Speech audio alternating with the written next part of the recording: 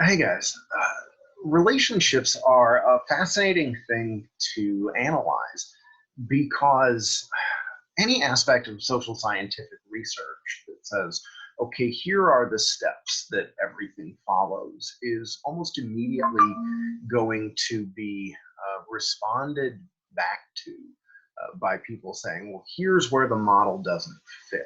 And by and large, I'm one of those people that almost immediately goes towards that thought as well. If you tell me something looks like this, I'm going to point out every opportunity to see where, well, no, I remember that one looked like this. And so when we look today at Knapp and Vangelisti's model of how relationships work, one of the things that I want you to consider is to look at it not through the way of, oh, well, here are all the times where this theory didn't necessarily work. I want you to consider the vast number of times where we can look at a relationship and say, oh, well, that follows that particular model. It's one of the natures of social scientific research is to not necessarily look at where the model is flawed. It has a tendency to make us understand that by and large, the model is more correct than not. So I'm going to do the share screen situation here. This is the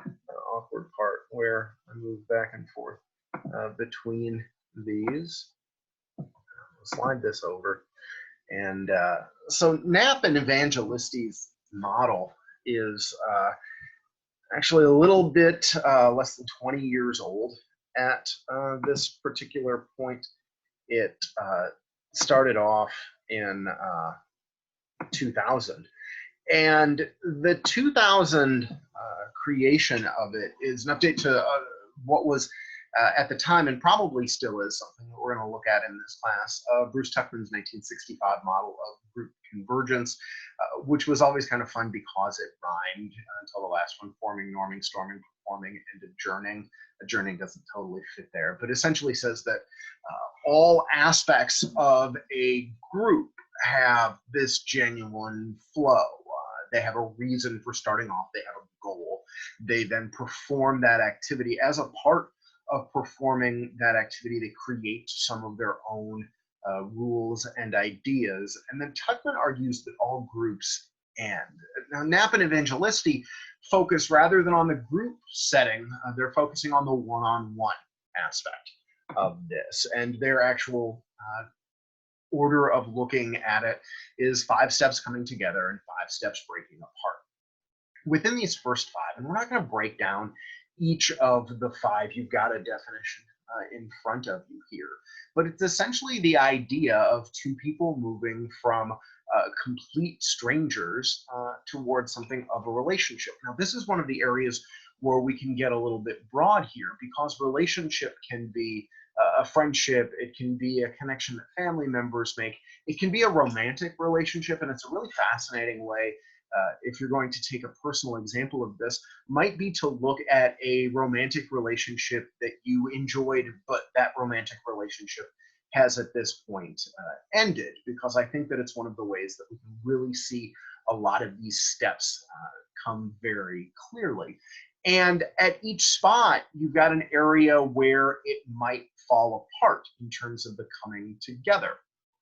If, for example, if we're going to look at the second area to see if there's common ground between the 2 people, think about the number of things that you personally might think of as a deal breaker in a relationship. Maybe your religion is incredibly important to you, and somebody that doesn't share that religion wouldn't necessarily be a long-term partner. You might cut off a romantic relationship if they don't share it. It might not be a big deal to you, but for some people that could be the end of it.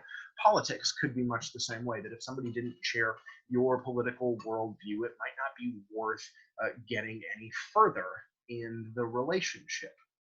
But take it a little bit further, and let's look at the 4th step: integrating the idea of connecting lives together with each other. So I've been married for nearly 12 years at this point. My wife Sue and I don't have any kids, and it's interesting because in the middle of this pandemic, it's May 10th, May 11th, it's May 11th today. So you went through the same pandemic that I did. As you're watching through this, we're nearing the 3rd month of it, it's interesting how connected our lives get even closer throughout all of this. And then the last stage of the come together is the idea that the two have become one. Now, for a lot of people, this might just be something like a marriage, which is what it was for Sue and I. But let's look at how people have a tendency to drift apart as well. And I've got the 5 definitions here. And if you say, well, Seth, I haven't experienced this in relationships that I have been a part of, it could be that that relationship, in fact, broke apart during the come together process.